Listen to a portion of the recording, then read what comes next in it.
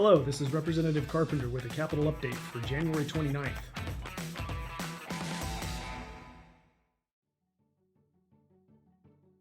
This is starting the third week of our session for 2024. I thought I would draw attention to a number of bills that have passed out of policy committees and are awaiting calendaring for a vote on the floor. House Judiciary passed out House Bill 4, which repeals ranked choice voting. That bill is actually sitting in House Finance and needs further action by that committee before we can vote on it on the floor.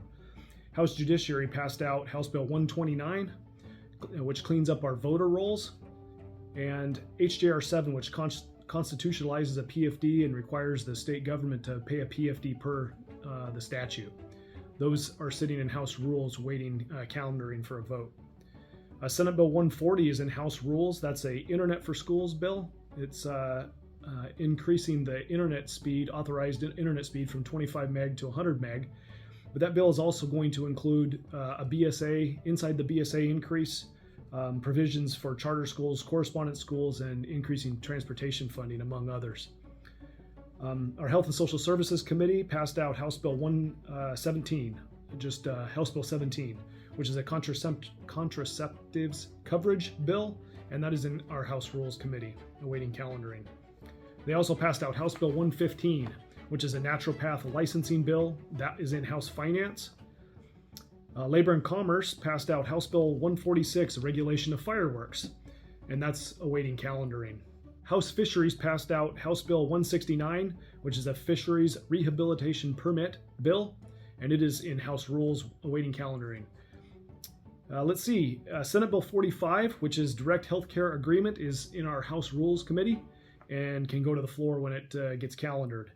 The House Resources Committee passed out House Bill 143, advanced recycling facilities, and it is awaiting calendaring. So those are the bills that are going to be coming up for the body to have to determine whether we want to pass those forward or not.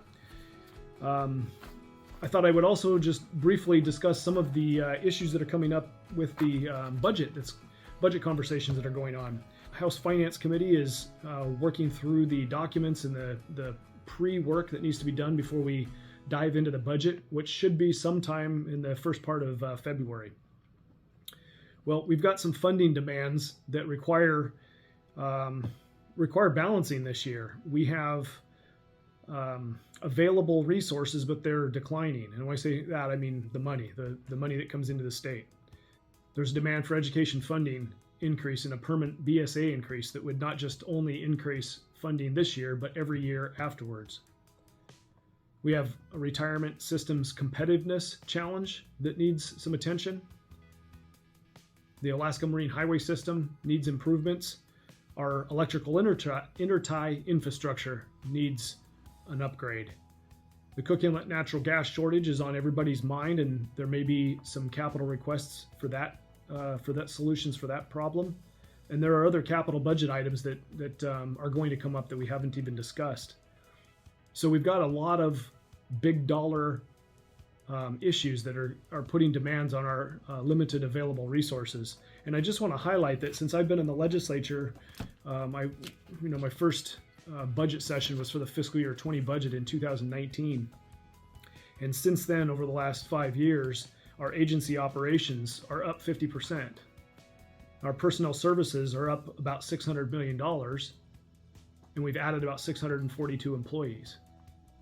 Our traditional revenue through oil and other taxes is down a little over 3%. Our permanent fund earnings and federal revenue have been up over that same time period and have largely been fueling the growth in our government. This year, the permanent fund earnings have declined just a little bit because of the challenges with our national economy and stock market and such.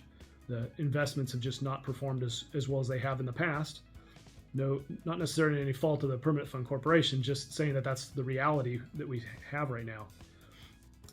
But this year, since the permanent fund earnings are down, there's risk here in the near future that we won't have enough money in the earnings reserve account to even pay or have a large enough draw to fund state government. And so we really do have a serious long-term issue that needs to be resolved. And this year in our budget crisis or budget talks, we really need to think about this this budget funding problem as a crisis and address it as such. This isn't the year to grow our spending.